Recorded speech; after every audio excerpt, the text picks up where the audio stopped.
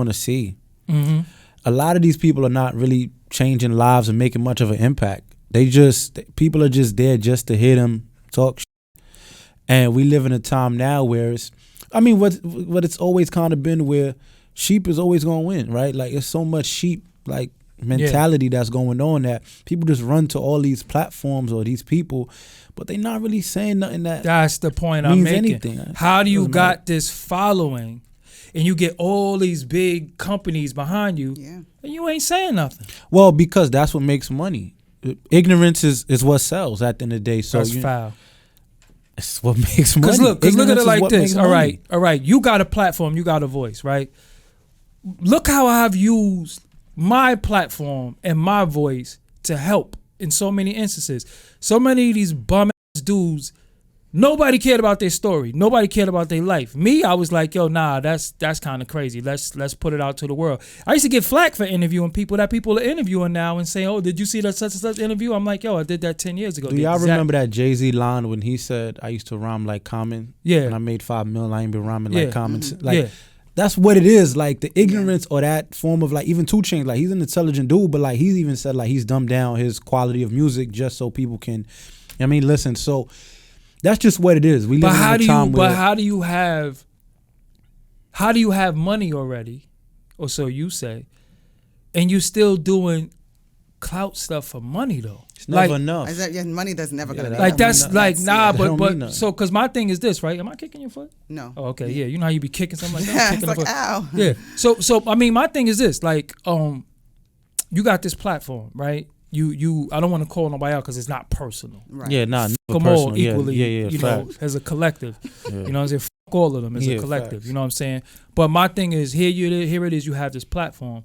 Now, like, I like what Nick Cannon does. So a lot of times we say what we dislike, we got to start talking about what we like. I got a personal thing against Nick. So. All right, yeah, but I like what he do though. His angles is well, I'm gonna say reason why I like what he do, the Cannon class thing. That's what I'm talking about. That's dope. I'm not talking about the morning show and none of that stuff. Not even the morning show. Cannon class. Yeah, but he said, all right, without the personal thing, but he's had different types of people on there giving different information. I like stuff like that. So he might have a rapper to talk about this, but then you'll have somebody like a Dame Dash who talk about the culture.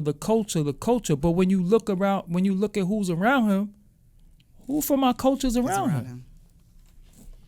You're doing a podcast with dude, and no disrespect to him, but you're doing it for his numbers, because you can't talk about the culture and talk about culture vultures all the time, and you're doing something with a Caucasian dude, because that don't mean he a culture vulture, but this is what you classify them as, because how is he from our culture? And again, I guess anybody who listen to our music, what do y'all think? What do you think, Coco? As who a culture vulture is? I think a culture vulture would be someone that is directly and deliberately, I guess, infiltrating our culture. I think you can be a contributor and not necessarily be a culture vulture, but it's like just, I guess, providing a negative experience or proliferating like negative messages and deliberately, like, interviewing some of these people that really should not be interviewed. All right, I'm about to go all the way there. If that's the case, then I'm going to go all the way there with y'all. First and foremost, I'm somebody who's been doing interviews since 2005, right? That it was looked at as a complete, like, what are you doing? Like, you're a clown for interviewing people. You got a camera in people's face, right? So anybody who, within the last 2 years, step behind this and say, I do interviews, you're a culture vulture to me.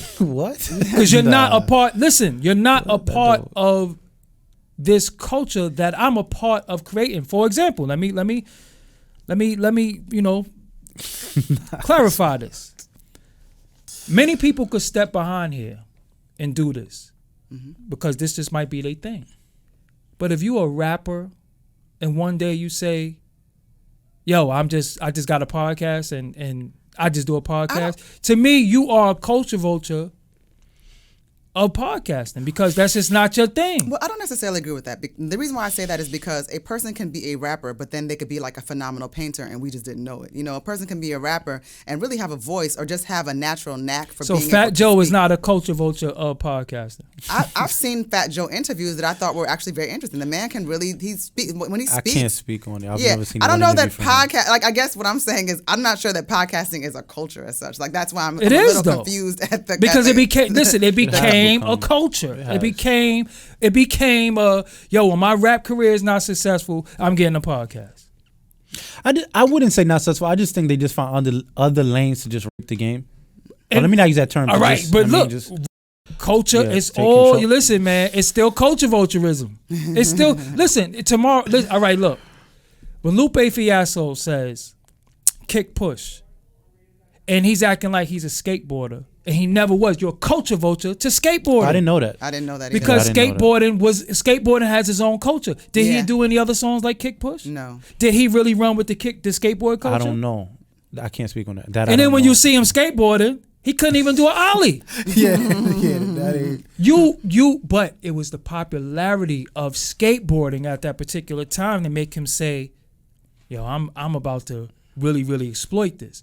Culture vulture to me is exploitation of something that you Yeah. have nothing to do with, and you don't intend on doing it. You're doing it for a check. That's what a culture vulture is. It's not. then that's a lot of people. That's execs included. Like that don't even matter as far as color. I mean, there are people or that race. have- No, it has nothing to do with race. Oh, yeah, then that- it has nothing to do with race. then Race that's- has culture, but That's most of the industry. what I was then at that saying, point. Dame Dash defined culture vulturism as a race thing. He keeps saying from our culture. You know what I'm saying? From our culture, right? But I don't be want to say dude's name because I want to make it personal. You know what I'm saying? Yeah, but I'm I'm using trying people. to- No, but I got to use you for an example because you're a perfect example of what I'm talking about. Yeah. You know, athletes Right. naturally segue into broadcasting. Yes. But then they become a broadcaster. They're not on the field anymore. I am a broadcaster.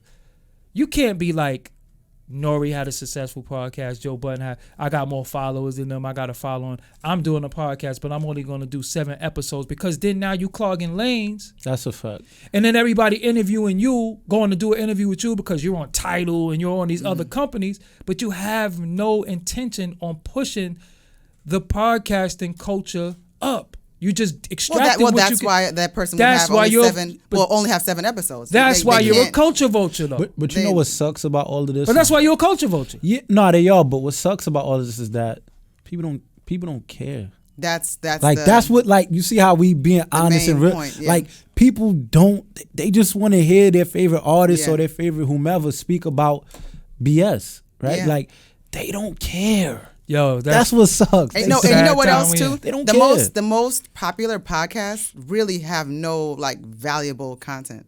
Yeah. It's really people just talking about random and that's what seems to drive the so-called culture of podcasting. Ignorance sells, man. Nobody cares about. I take personal interviews.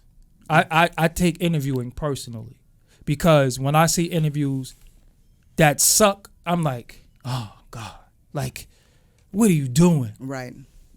What are you doing? I agree. And what makes me want to segue into another segue, safe interviews.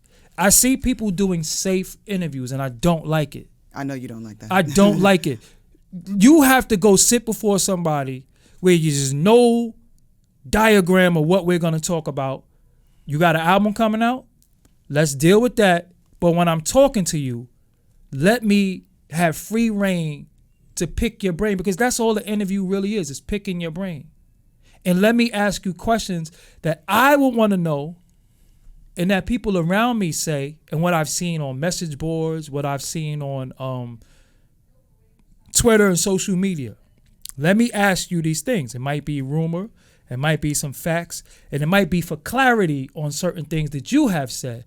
That's what an interview is. So I see dudes doing interviews before people and the whole time they smiling and just happy. I'm like, yo, where's the tough questions at? Like you didn't ask him anything tough?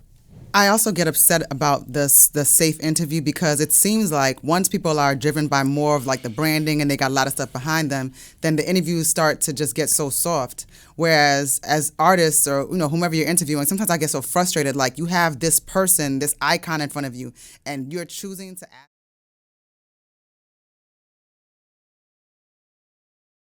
Make sure you click subscribe to this on iTunes. Go to radio.com. Download the app. It's free. You can hear the podcast on there. You can see the video on YouTube, youtube.com/Doggie Diamonds TV. Until next time, peace.